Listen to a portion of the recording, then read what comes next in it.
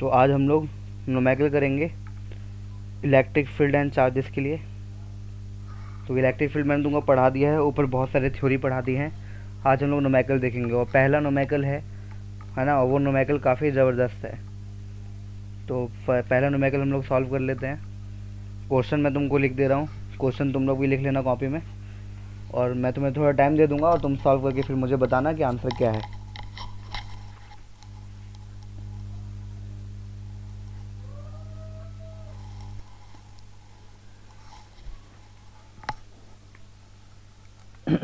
ठीक है भाई, तो हमारे पास क्वेश्चन है A B C D is a square. A B C D is a square, एक स्क्वायर है ए बी सी डी जिसकी साइड 5 मीटर है, ऑफ साइड 5 मीटर, ठीक है ना। और इसके ऊपर चार्जेस रखे गए हैं इसके कॉर्नर्स पे, है ना, charges of +50 coulomb, comma -50 coulomb and +50 coulomb are placed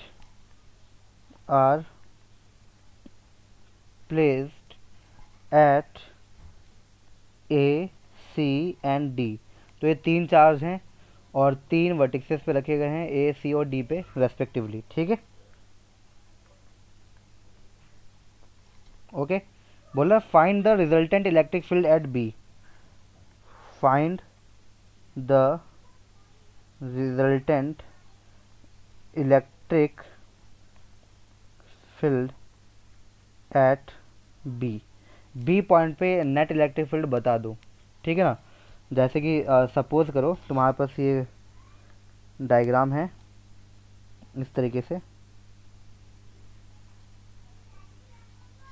थोड़ा बड़ा डायग्राम बनाना पड़ेगा क्योंकि आगे कंपोनेंट भी तोड़ना होगा ना मेरे को। तो मैं थोड़ा ऊपर कर देता हूँ स्क्रीन, ठीक है।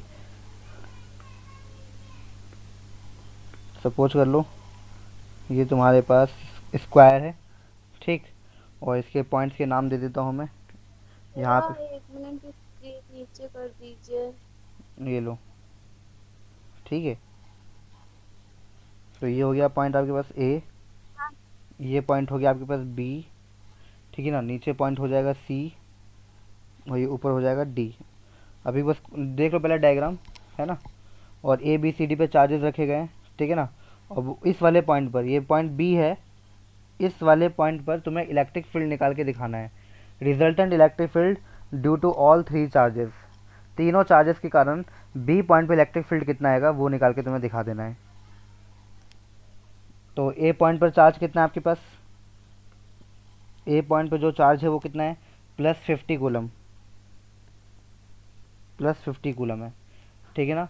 इसी तरीके से सी पॉइंट पे चार्ज कितना है, -50 कूलम, और डी पॉइंट पे चार्ज कितना है, +50 कूलम। और साइड कितना है भाई, 5 मीटर, 5 मीटर का साइड है, 5 मीटर्स की साइड से, ठीक है। तो बताना है बी पे कितना नेट इलेक्ट्रिक फील्ड होगा, ठीक है। क्वेश्चन समझ में आ गया तुम लोगों को। जी भी आ गया। मैं अब थोड़ा वीडियो पॉज कर देता हूँ, जब तक तुम लोग ट्राई करो इस क्वेश्चन को, ठीक है। क्योंकि मैं तो करा ही दूंगा यार, अभी और भी न्यूमेरिकल कराने हैं, लेकिन तुम कर रहे हो नहीं कर रहे हो ये ज़्यादा इंपॉर्टेंट है। मैं पॉज कर दे रहा हूँ, तुम लोग करके बताओ मुझे आंसर कितना आया।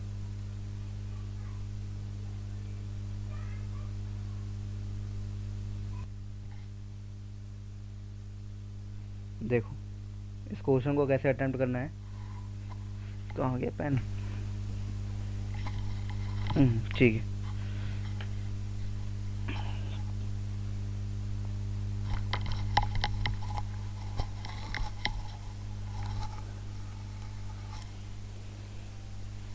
देखो सबसे पहले ए पॉइंट पे जो चार्ज है +50 कूलम, है ना, इसके द्वारा बी पॉइंट पर इलेक्ट्रिक फील्ड किस साइड लगेगा। जिस पॉइंट पे तुम्हें इलेक्ट्रिक फील्ड निकालना है उस पॉइंट पे कंसीडर कर लो एक टेस्ट चार्ज है। तो ये ए पॉइंट पे पॉजिटिव चार्ज है, और अगर बी पॉइंट पे पॉजिटिव चार्ज रख दूँ तो इसका रिपल्शन, है ना, किस साइड जाएगा हमको, इस रट जाएगा, राइट साइड। ठीक है ना। तो इसको हमने कह दिया E1, ठीक है ना, राइट। ये आपका हो गया एक्स एक्सिस के डायरेक्शन में, ठीक है। इसी तरीके से अगर मैं मान लो कि ये जो सी पॉइंट पे जो चार्ज रखा गया है, राइट, ये तो नेगेटिव का चार्ज है, और अगर बी पॉइंट पे पॉजिटिव चार्ज रख दूं तो ये क्या होगा, अट्रैक्ट होगा जी भैया। इस डायरेक्शन में। तो इसको हमने कह दिया E2, तो ये आ गया E1 और E2, राइट। चलो अब डी पॉइंट के द्वारा देखो, डी पॉइंट बी के ऊपर रिपल्सिव फोर्स लगाएगा, मतलब इलेक्ट्रिक फील्ड लगाएगा इस डायरेक्शन में। तो हम इस तरीके से दिखा देते हैं इसको।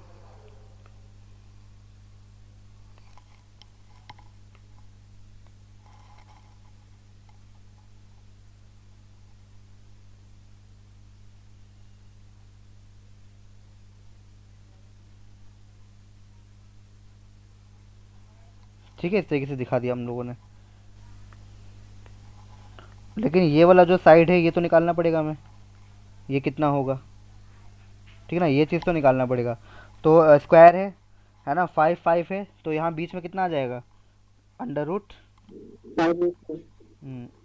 50 है ना, 50 मीटर, क्योंकि साइड 5 5 है ना। तो 25 25 50 हो जाएगा, 5 होगा स्वयं से निकल गया इतना मीटर। तो ये हमको डिस्टेंस पता चल गया बी से लेकर के डी के बीच का, ठीक है ना। बाकी ए से बी का मुझको मालूम है डिस्टेंस 5 मीटर है, सिमिलरली बी से सी के बीच का भी 5 मीटर ही होगा क्योंकि ये स्क्वायर है, राइट। तो ये चीज़ हम लोग को मालूम पड़ चुका है, ओके। अब ये चीज़ें आ गई हैं, ठीक है। अब देखो यहाँ पर ये एंगल 45 डिग्री का होगा या नहीं होगा, ठीक है। होगा भैया। हाँ, क्योंकि स्क्वायर के ऊपर बन रहा है 45 डिग्री होगा। लेकिन जो रिजल्टेंट है, अब यहाँ पे 3 वेक्टर दिख रहे होंगे तुमको, E1 E2 और E3, राइट। E1 E2 और E3 3 वेक्टर दिख रहे होंगे। अब इन तीनों वेक्टर के कारण जो रिजल्टेंट वेक्टर आ रहा होगा कहीं इन तीनों के बीच में लाई कर रहा होगा, है ना। तो मैंने इस तरीके से दिखा दिया रिजल्टेंट को, मान लो कोई यहाँ पे लाई कर रहा है, रिजल्टेंट इलेक्ट्रिक फील्ड को ई से रिप्रेजेंट कर लिया, और मान लो ये एंगल बना रहा है बीटा, ठीक है ना। इस तरीके से मैंने बता दिया तुम लोगों को, ठीक है ना। तो अभी मैंने सिर्फ बताया है कि बी पॉइंट में कहाँ से कैसे कैसे किस डायरेक्शन में इलेक्ट्रिक फील्ड लग रहा है ना। लेकिन अभी इनकी वैल्यू कैलकुलेट नहीं किया है, अभी सिर्फ मैं समझा रहा हूँ कि ए के द्वारा बी पे ये इलेक्ट्रिक फील्ड लगेगा, है ना। सी के द्वारा बी पर ये इलेक्ट्रिक फील्ड लगेगा, डी के द्वारा बी पर ये वाला इलेक्ट्रिक फील्ड लगेगा। तो अभी केवल केवल और केवल मैंने रिप्रेजेंटेशन बताया है। अगर इस रिप्रेजेंटेशन में कोई दिक्कत है तो बताओ, क्योंकि रिप्रेजेंटेशन समझ में आ गया तो क्वेश्चन हो जाएगा। कोई दिक्कत यहाँ तक नहीं है? नहीं भैया। ठीक है, चलो मैं नीचे नहीं जा रहा क्योंकि डायग्राम बार बार देखना होगा। तो एक काम करो ना, यहाँ पे E1 निकाल लो, ठीक है, E1 निकालो। E1 का मतलब है कि ए पॉइंट पे जो चार्ज है उसके द्वारा बी पॉइंट पर इलेक्ट्रिक फील्ड निकालना है तुम्हें, ठीक है ना। तो इसको मैंने कह दिया E1, राइट। तो E1 निकाल के दिखाओ। तो E1 का फॉर्मूला क्या हो जाएगा, इलेक्ट्रिक फील्ड का फॉर्मूला क्या होता है, K3/R², ये फॉर्मूला होता है ना। अब देखो के को के ही रहने दो, ठीक है। अच्छा, क्यू कितना है आपके पास, 50 कूलम, अपॉन में R², आर कितना है भाई, 5 मीटर है। तो 5 का कितना हो जाएगा, 25, ठीक है। कट कटा के कितना आ जाएगा, 2K, है ना, 2K। ये बात समझ में आ गया, 2K किसकी वैल्यू है, E1 की वैल्यू है। ये बात समझ में आ गया, ठीक है। हाँ भैया। इसी तरीके से तुम E2 निकालो। E2 कितना आएगा, E2 ये वाला E2, है ना, मतलब B और C के बीच में निकालना है। तो ये हो गया K चार्ज। अब चार्ज कितना है भाई, वही है 50। अब -50 लिखा है तो कोई दिक्कत नहीं है, हमें तो मैग्नीट्यूड लेना होता है। तो वही है 50, अपॉन में डिस्टेंस वही है अभी भी 5, 5 का स्क्वायर हो जाएगा, है ना, 25। तो अभी भी वही आ रहा है आंसर 2K। मतलब E1 और E2 की वैल्यू क्या है, सेम है, बट डायरेक्शन क्या है, अलग है। इतनी बात क्लियर हो गया। इसी तरीके से E3 निकालो। E3 ये वाला चार्ज है ना, मतलब D के द्वारा जो लगने वाला फील्ड है पॉइंट B पर, दैट इज़ E3। अब तुम्हारे पास E3 क्या आएगा, तो E3 का फॉर्मूला होगा K। अब Q कितना है 50 अपॉन में अंडर रूट 50 का स्क्वायर। R कितना है 50 है ना, यहाँ से यहाँ तक, यहाँ से यहाँ तक 50 दिखाई दे रहा है मुझे, D से लेकर B तक। तो आंसर कितना आ जाएगा, सिर्फ K आ जाएगा, है ना। तो ये E1 E2 और E3 पता चल गया। जी भैया। लेकिन मुझे तो क्या निकालना है, ये निकालना है, रिजल्टेंट इलेक्ट्रिक फील्ड निकालना है ना। तो रिजल्टेंट इलेक्ट्रिक फील्ड निकलेगा कैसे, है ना, इस पे ध्यान देना है। तो अभी मैंने E1 E2 और E3 की वैल्यू निकाली है। अब देखो यहाँ से तुम दो चीज़ कंसीडर कर लो, एक एक्स एक्सिस और एक वाई एक्सिस। डायग्राम में ही कंसीडर कर रहा हूँ मैं, देखो ये डायग्राम में यहीं पर कंसीडर कर देता हूँ मैं।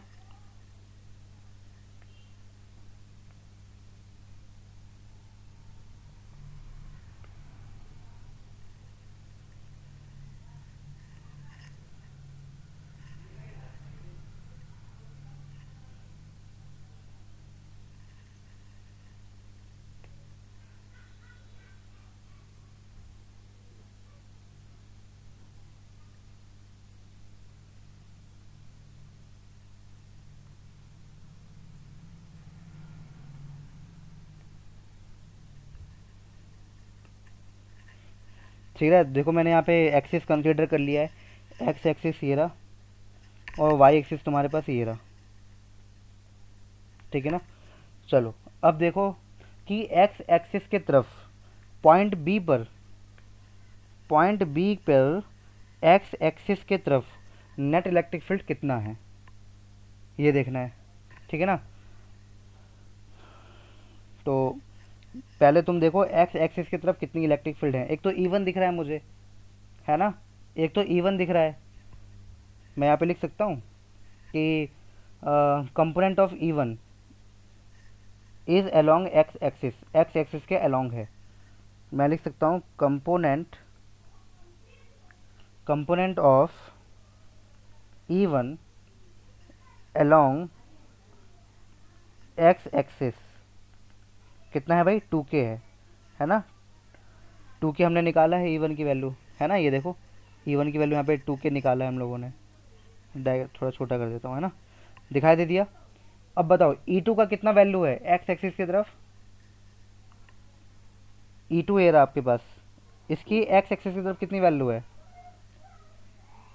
बताओ, 0 है।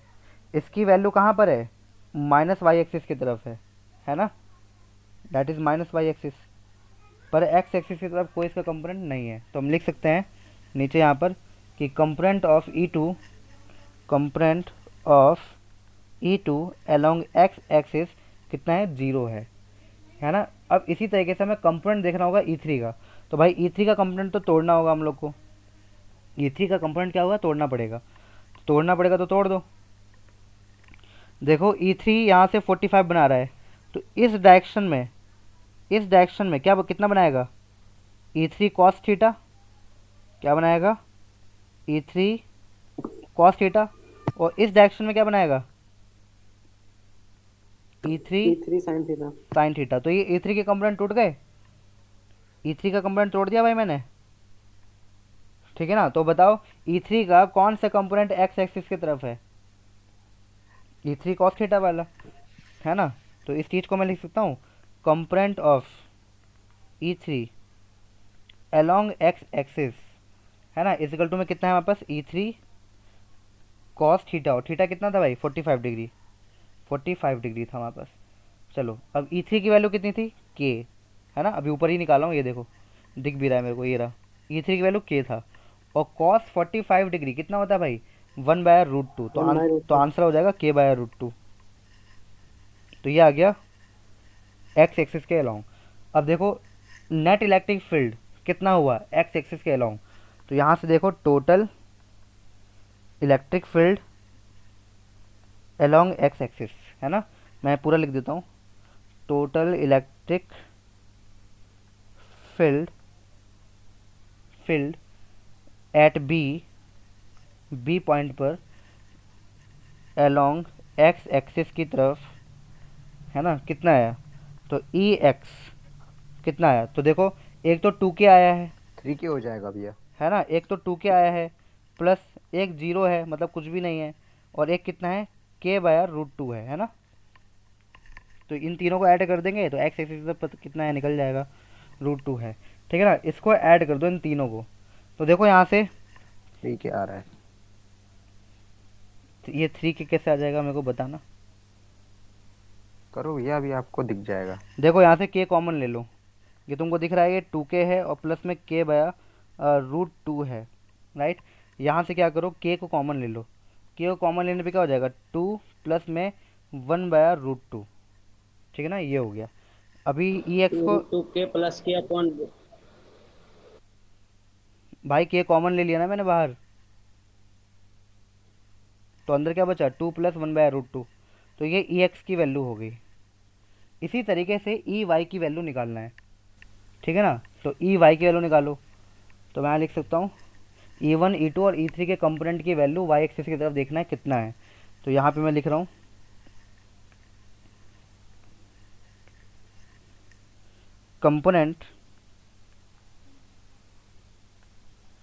कंपोनेंट ऑफ E1, है ना, अलोंग एक्स एक्सिस की तरफ कितना है। अब बताओ E1 तो सॉरी वाई एक्सिस की तरफ देखना है ना मेरे को, वाई एक्सिस की तरफ कितना है। अब देखो E1 तो एक्स एक्सिस की तरफ था मेरा, ये रहा, है ना, वाई एक्सिस की तरफ थोड़ी ना है। तो E1 की वैल्यू वाई एक्सिस की तरफ क्या है, नहीं है, मतलब जीरो है ना, क्या है, जीरो। इसी तरीके से कंपोनेंट ऑफ E2, है ना, अलोंग वाई एक्सिस कितना है भाई, दिख रहा होगा तुम्हें साफ साफ, वाई एक्सिस की तरफ ही है E2, ये देखो ये रहा ना E2 वाई एक्सिस की तरफ है, उसकी वैल्यू कितनी है 2k है, तो हम लिख सकते हैं 2k, चलो यहाँ लिख दो 2k। इसी तरीके से component of E3 along Y axis कितना है, तो देखो वाई एक्सिस की तरफ क्या था E3 साइन थीटा, दिख रहा है ना, और थीटा ये रहा आपका 45 डिग्री, ठीक है ना, दिख रहा है ना। जी भैया। तो मैं लिख सकता हूँ E3 साइन 45 डिग्री। अब E3 की वैल्यू क्या है एक आपके पास, स्मॉल सा डाउट है।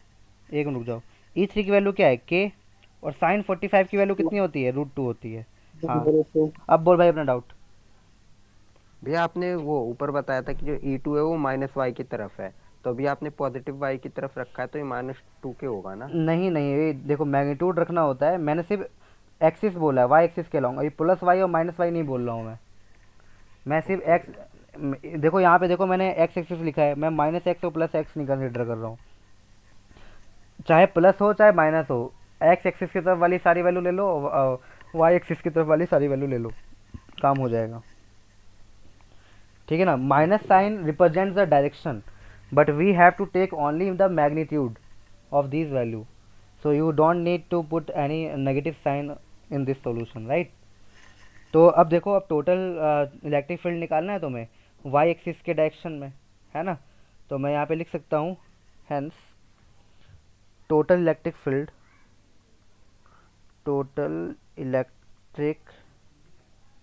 फील्ड, है ना, एट बी पॉइंट पर अलोंग वाई एक्सिस, ठीक है ना। तो total electric field along Y axis को मैं ई वाई से रिप्रेजेंट करता हूँ, और इसकी वैल्यू इन सारी वैल्यू को प्लस कर दो, तो 0 प्लस 2k, है ना, प्लस में k/√2, ठीक है ना, ये वैल्यू आ जाएगी तुम्हारे पास, ठीक है ना। भैया हाँ 2k में से माइनस करेंगे ना, अपोजिट डायरेक्शन में वेक्टर है।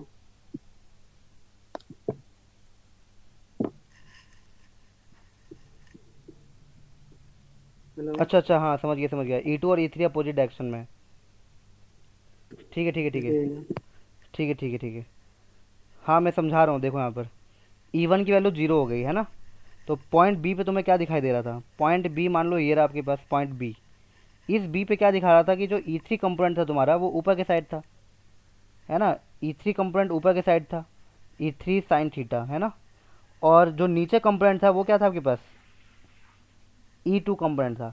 अब वेक्टर यहाँ पे अपोजिट डायरेक्शन में, तो जो वेक्टर जब भी अपोजिट डायरेक्शन में होते हैं तो एक दूसरे को क्या करते हैं, कैंसिल आउट करते हैं, है ना, ये चीज़ है। तो यहाँ पे अभी मैं इसको सिंप्लीफाइड कर रहा हूँ। तो E3 का कंपोनेंट है ना ऊपर के साइड, और E2 का कंपोनेंट नीचे के साइड। अब क्वेश्चन ये है कि किस में से किसको माइनस करेंगे, तो ज़्यादा वाले में से कम वाले को माइनस कर देंगे।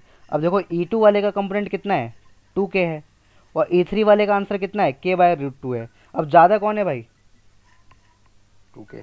2k। तो 2k में से क्या कर दूंगा मैं, E3 वाले कंपोनेंट को क्या कर दूंगा, माइनस कर दूंगा, है ना। जी भैया। है ना, तो ये इस तरीके से हो जाएगा। इसको मिटा देता हूँ मैं, इसको मिटा देता हूँ, रुको, इसको मिटा देता हूँ, सीधा मैं लिख देता हूँ 2k माइनस, है ना, k/√2। तो यहाँ पे ये वेक्टर का ये कॉन्सेप्ट काम करेगा तुम्हारा। तो अब यहाँ से k कॉमन ले लो तो y पता चल जाएगा, है ना। 2 माइनस में 1/√2, इतनी वैल्यू आ गई y की वैल्यू, ठीक है ना। अब बताओ, x एक्सिस और y एक्सिस आपस में परपेंडिकुलर होते हैं, है ना, और जब भी दो वेक्टर आपस में परपेंडिकुलर हैं तो रिजल्टेंट इलेक्ट्रिक फील्ड क्या निकलेगा, √EX² प्लस EY²। बस हो गया। और Ex और Ey की वैल्यू तुम्हें मालूम है ना, उसको पुटअप कर देना। तो ये हो जाएगा E की वैल्यू √। अब Ex की वैल्यू क्या आया था तुम्हारे पास, k, 2 प्लस में 1/√2, है ना, यही था ना, यहाँ पे प्लस था उसमें माइनस था, यही तो आया था तुम्हारे पास।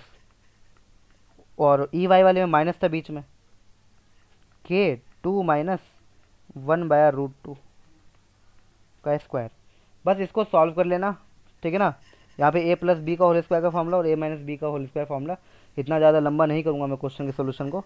इसको सॉल्व करने ना तुम्हारा आंसर आएगा √9k², जिसको हम ऐसे लिख सकते हैं 3k, है ना, क्या लिख सकते हैं 3k। और k की वैल्यू हमें मालूम है, k की वैल्यू होती है 9 इंटू में 10⁹, है ना। तो ये क्या हो जाएगा 27 इंटू में 10⁹, 10⁻10। ठीक है ना, ये वैल्यू आ जाएगी तुम्हारे पास। बात समझ में आ गया।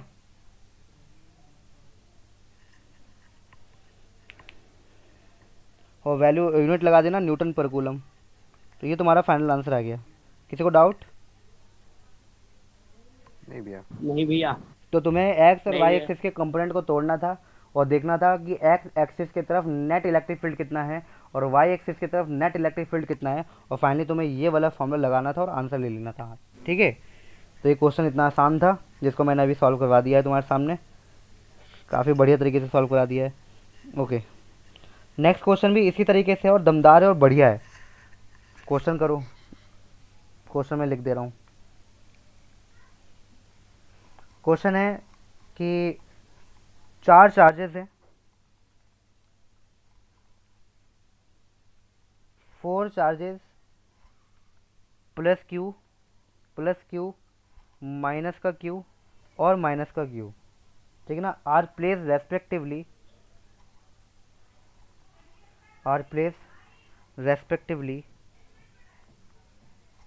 रेस्पेक्टिवली एट द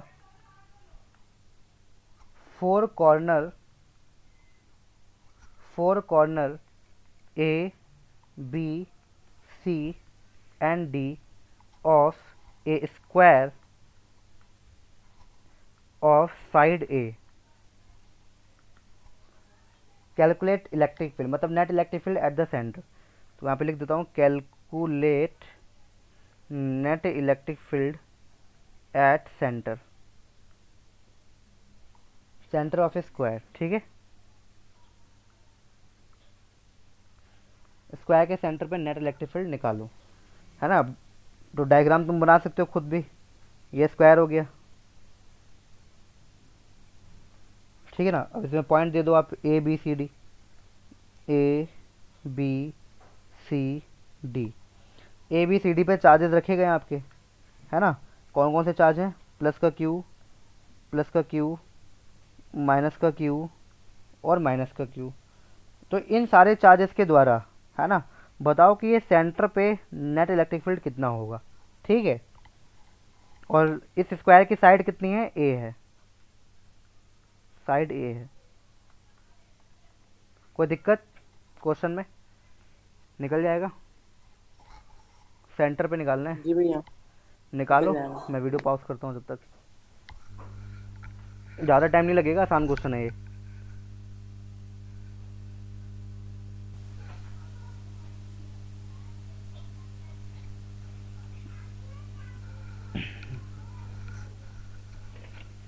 ठीक है भाई, तो क्वेश्चन देखो। ओके, तो क्वेश्चन में डायग्राम को जूम कर ले रहा हूँ पहले, ठीक है। अब इसको गहराई से समझो कि क्या है क्या नहीं है हमारे पास। सबसे पहले तो डायगोनल खींच लो इसका,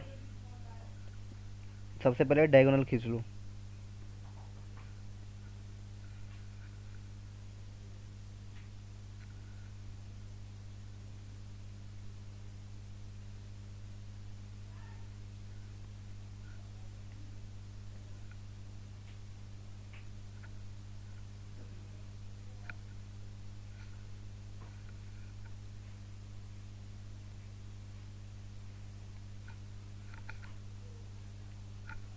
और ये सेंटर है, इस सेंटर पे निकालना है।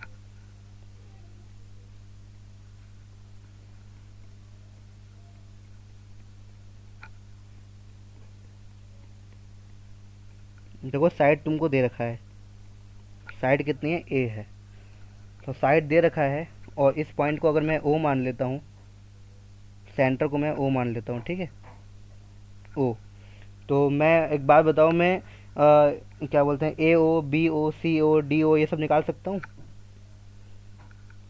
तो ये साइड ए है, तो ये वाला साइड भी क्या होगा, ए होगा। तो पाइथागोरस थ्योरम से मैं बी डी की वैल्यू निकाल सकता हूँ, बी डी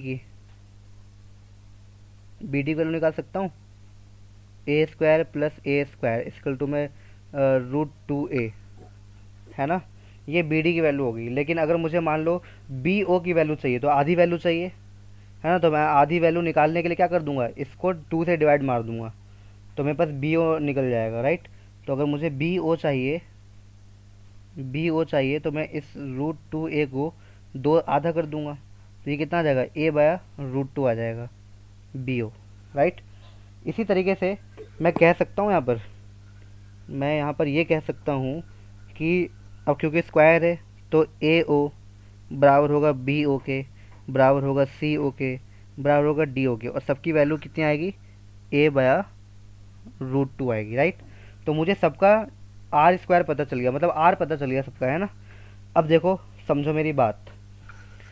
मान लो कि सेंटर पे जो कोई टेस्ट चार्ज रख दिया है मैंने, पॉजिटिव चार्ज रख दिया है, और ए के पास भी पॉजिटिव चार्ज है, तो ए वाला और सेंटर वाले चार्ज को क्या करेगा भाई, अपोजिट साइड रिपल्सन करेगा। तो ये ए वाला इस चार्ज को इस साइड रिपल करेगा, तो मैंने इसको कह दिया electric field due two point A charge, ठीक है। अब देखो सी वाला जो चार्ज है वो नेगेटिव है, वो ओ वाले को क्या करेगा, अपनी तरफ खींचेगा, अट्रैक्ट करेगा। तो मैं ऐसा समझ सकता हूँ कि जो इलेक्ट्रिक फील्ड होगा, है ना, सी पॉइंट चार्ज के कारण वो इस डायरेक्शन में होगा। बात समझ में आ गया ना, इतनी बात क्लियर हो गई। जी भैया। इसी तरीके से देखो, बी वाला सेंटर वाले चार्ज को क्या करेगा, रिपल्शन करेगा। तो रिपल्शन के लिए बता दो, इस डायरेक्शन में रिपल्शन करेगा, तो मैंने कह दिया ये electric field due two point B charge. इसी तरीके से डी वाला नेगेटिव है, वो ओ वाले को क्या करेगा, अपनी तरफ खींचने की कोशिश करेगा, है ना। तो उसको मैं ऐसे दिखा देता हूँ, यहाँ मैंने कह दिया electric field due to D charge, है ना। तो ये 2 इलेक्ट्रिक फील्ड आ गए। अब इन दोनों का जो रिजल्टेंट होगा, वो रिजल्टेंट कहाँ जाएगा भाई, कहीं बीच में जाएगा, राइट। कॉन्सेप्ट समझ में आया। ये एक बार और बताना। भाई एक इलेक्ट्रिक फील्ड इस साइड है, एक इलेक्ट्रिक फील्ड इस साइड है, तो रिजल्टेंट कहाँ जाएगा, बीच में नहीं जाएगा, ठीक है ना। और देखो ए वाला पॉजिटिव चार्ज है, तो वो सेंटर वाले को इस साइड रिपल्सन करेगा, तो ई ए इस साइड आ जाएगा, ये रहा। और क्यू वाला अपनी तरफ खींचेगा, जो सी पॉइंट पे चार्ज है, तो ये ई सी इस डायरेक्शन में हो जाएगा। नहीं आया समझ में, नहीं आया तो बोलो, दोबारा बता दूंगा। नहीं आया भैया। देख मेरी बात सुन, सिंपल तरीके से समझ। ये ए है, ये बी है, ये सी है, और ये डी है, और ये ओ है है ना। अब ये पॉजिटिव चार्ज है, ये भी पॉजिटिव चार्ज है, ये नेगेटिव है और ये नेगेटिव है ना। और ये मान ले यहाँ पे कोई पॉजिटिव चार्ज है, ठीक है ना। तो बता बी वाला ओ वाले को इस डायरेक्शन में रिपल्सन करेगा, तो मैं इसको कह दिया ई बी, ठीक है। और डी वाला ओ वाले को अपनी तरफ खींचेगा, खींचेगा नहीं खींचेगा, हाँ भैया। तो मैंने कह दिया ई डी। तो टोटल फील्ड कितना हो गया, E B plus E D, इसी डायरेक्शन में, है ना, ठीक है ना। तो यहाँ पे देखो लिखा है ना मैंने ई बी और ई डी, यहाँ पे दिखा रखा है मैंने, ये देखो ये दिखा रखा है मैंने, है ना, ठीक है। इसी तरीके से ए वाला ओ वाले को क्या करेगा बताओ, रिपल्शन करेगा।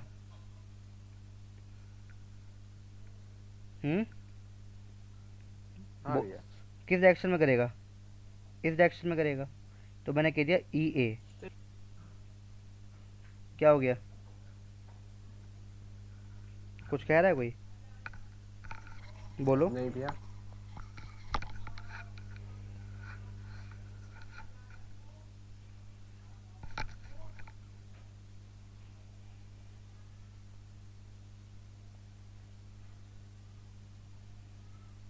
स्क्रीन आ रही है मेरी, नहीं भैया, सही से देखो, आ रही होगी। आ गई। आ रहा है भैया। क्या पेन काम नहीं कर रहा मेरा, ठीक है। तो ये इलेक्ट्रिक फील्ड कौन सा हो गया, ए वाला हो गया इस डायरेक्शन में।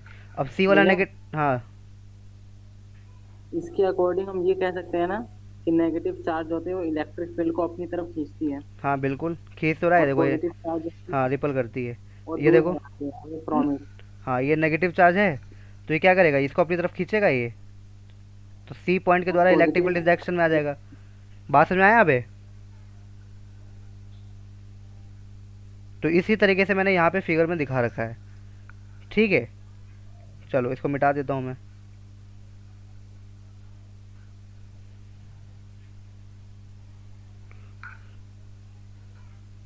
ओके चलो अब एक काम करो, इस डायरेक्शन में दो इलेक्ट्रिक फील्ड हैं, देखो मैं दोबारा बता रहा हूँ, यहाँ पे देखो,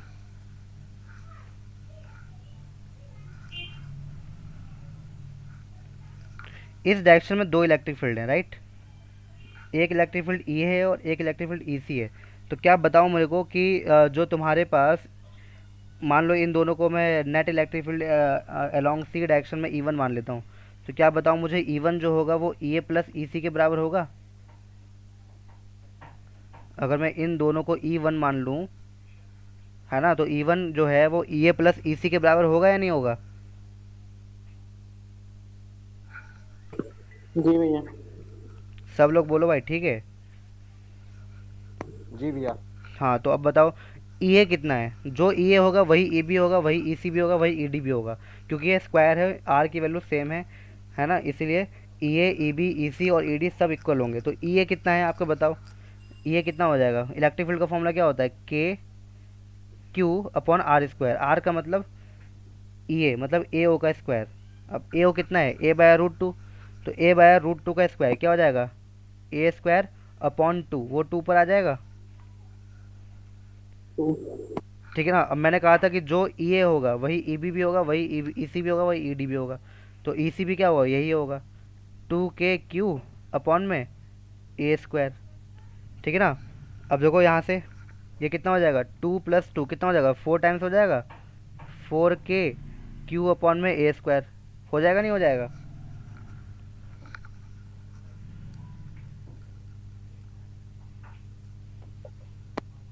ठीक है ना। तो हमारे पास E1 कितना आ गया, फोर के क्यू स्क्वायर, सॉरी फोर के क्यू अपॉन ए स्क्वायर। इसी तरीके से मैं E2 भी निकाल सकता हूँ, कह सकता हूँ कि जो मैं मान लेता हूँ कि जो ED और प्लस EB है वो मेरा E2 है। अगर मैं इसको एक वेक्टर मान लेता हूँ E2, तो E2 क्या हो जाएगा, EB और ED के सम के बराबर हो जाएगा। सिमिलरली जो मेरा E2 है वो किसके बराबर हो जाएगा, EB प्लस ED के। तो वैल्यू तो यही आएगा क्योंकि EA EB EC और ED सब क्या है, सेम है। है ना। मैं यहाँ पे लिख देता हूँ, क्योंकि स्क्वायर है तो ई ए, ई बी, ई सी और ई डी सब कुछ सेम होगा, ठीक है। तो ये भी आ जाएगा 2 टाइम्स, तो ये भी वही आ जाएगा 4k क्यू अपॉन में ए स्क्वायर, ये भी वही आएगा। यहाँ तक बात समझ में आ गया। हम्म। तो अब देखो यहाँ पर इस डायरेक्शन में E1 है, राइट, और इस डायरेक्शन में हमने E2 ले लिया है, तो रिजल्टेंट कहाँ जाएगा, कहीं बीच में जाएगा EN। और ये कितना डिग्री है, 90 डिग्री है, 90 डिग्री। और जब भी दो वेक्टर 90 डिग्री होते हैं तो रिजल्टेंट क्या आता है, अंडर रूट ए स्क्वायर प्लस बी स्क्वायर। तो E1 स्क्वायर प्लस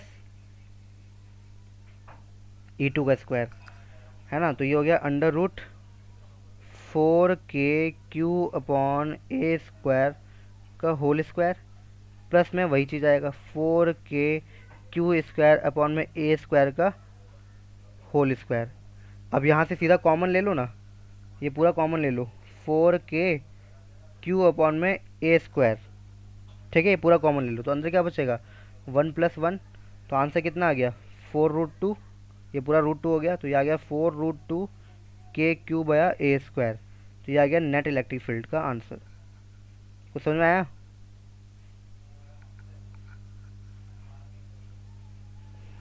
हाँ बताओ।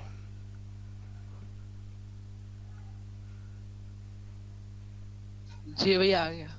हर्ष, हर्ष को समझ में आया। जी भी आ गया। ठीक है, और कौन रह गया है, अंकित को समझ में आया। तो क्वेश्चन में मैंने क्या किया, क्वेश्चन में मैंने ई ए और ई सी को मैंने E1 मान लिया और ई बी और ई डी को मैंने E2 मान लिया है। तो इस साइड मेरा E1 हो गया, इस साइड मेरा E2 हो गया, तो रिजल्टेंट कहाँ गया, कहीं बीच में। तो रिजल्टेंट को निकालने का फॉर्मूला हो गया ना, under root E1 square plus E2 square plus 2ab cos theta. अब थीटा क्योंकि 90 है तो cos 90 जीरो हो जाता है, तो फॉर्मूला बस बनेगा E1 का स्क्वायर प्लस E2 का स्क्वायर का अंडर रूट, है ना, यही बचेगा, ये वाला फॉर्मूला, ये वाला। अब E1 E2 मुझे मालूम है, इसको मैं सॉल्व कर ही सकता हूँ, है ना। पूछना है किसी को कुछ।